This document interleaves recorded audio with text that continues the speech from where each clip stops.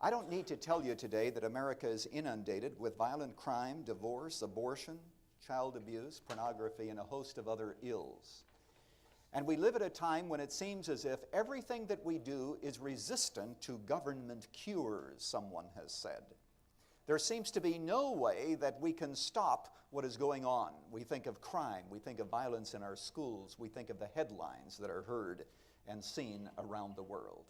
And the question of the church today is, what now shall we do?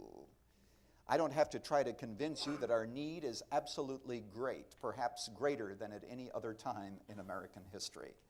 And many of us feel as if we are on a boat with some people who say that they have the freedom to drill holes in one side of the boat because, after all, that's their freedom. And we say, but if you drill a hole on that side of the boat and the boat begins to sink, we are included in that boat. But they insist that they will drill holes in it because that's their constitutional right. The question is, what do we do?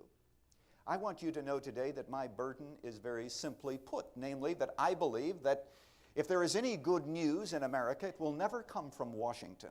It will always come from the people of God who know the gospel of Jesus Christ.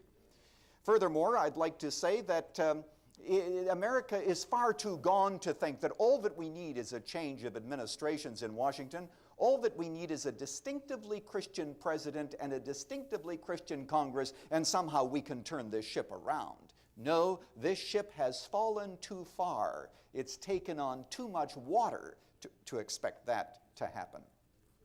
So many of us believe that the only way in which America can really be turned around, ultimately, is if God were to graciously send us a spiritual awakening.